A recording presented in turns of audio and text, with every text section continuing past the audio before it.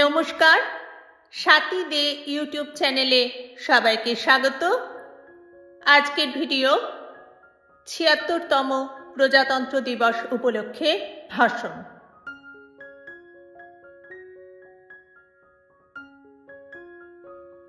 উপস্থিত সম্মানিত অতিথি, শ্রদ্ধেয় অধ্যক্ষ, উপাধ্যক্ষ, শিক্ষক এবং আমার প্রিয় সহপাঠীবৃন্দ, আপনাদের সবাইকে স্বাগতম। আজ ২৬শে জানুয়ারি আমরা আমাদের দেশের ৭৬তম প্রজাতন্ত্র দিবস উদযাপন করার জন্য উপস্থিত হয়েছি। প্রথমেই আপনাদের সকলকে জানাই প্রজাতন্ত্র দিবসের আন্তরিক শুভেচ্ছা ও অভিনন্দন।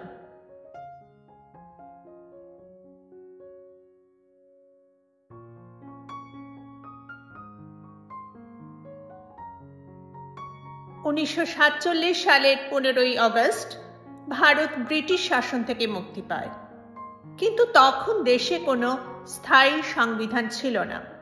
১৯৫০ সালের ২৬শে জানুয়ারি থেকে ভারতের সংবিধান কার্যকর হয়েছিল।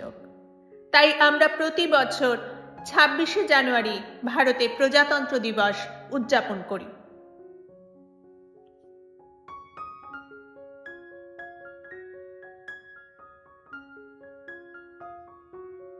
এটি ভারতের একটি জাতীয় দিবস।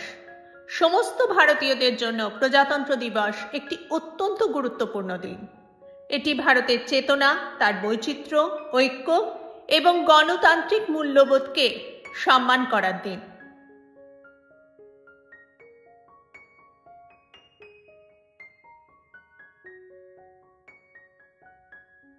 আমাদের সংবিধান সমগ্র বিশ্বের সবচেয়ে বড় লিখিত সংবিধান।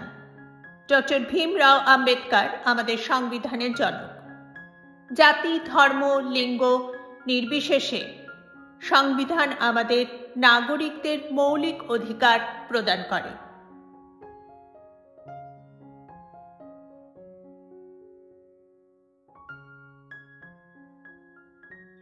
এই দিনে নয়াদিল্লিতে ইন্ডিয়া গেটে ভারতের রাষ্ট্রপতি জাতীয় পতাকা উত্তোলন করেন। এই অনুষ্ঠানে দেশে বিভিন্ন ধর্মের মানুষ ঐক্যবদ্ধ হয়ে সংস্কৃতি প্রদর্শন করেন। পরমবীর চক্র, অশোক চক্র এবং বীর চক্র আকারে সাহসী সৈন্যদের জন্য পুরস্কার প্রদান করা হয়।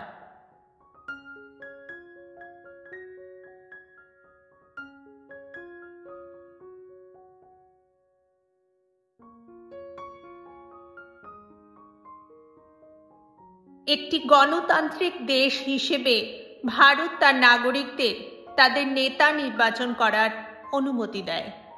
ডক্টর রাজেন্দ্র প্রসাদ ছিলেন ভারতের প্রথম রাষ্ট্রপতি। ১৯৪৭ সালে আমরা ব্রিটিশ শাসন থেকে স্বাধীনতা লাভ করার পর থেকে আমাদের দেশ অনেক উন্নত হয়েছে এবং সবচেয়ে শক্তিশালী দেশগুলির মধ্যে গণনা করা হয়।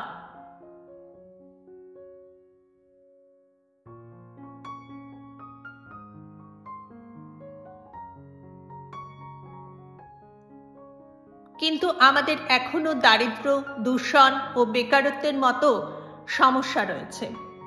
আসুন এই সমস্যাগুলো সমাধানের জন্য একসাথে কাজ করার প্রতিশ্রুতি দিই। আমরা আমাদের স্বাধীনতা সংগ্রামীদের অটল প্রতিশ্রুতিকে সম্মান করি, যারা সাহসের সাথে ভারতের স্বাধীনতার জন্য লড়াই করেছিলেন।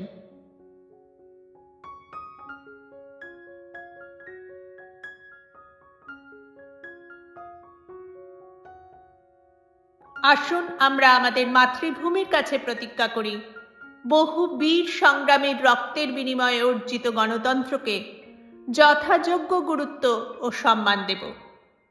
সবাইকে ২০২৫ সালের প্রজাতন্ত্র দিবসের শুভেচ্ছা জানাই। ধন্যবাদ। জয় হিন্দ, জয় ভারত।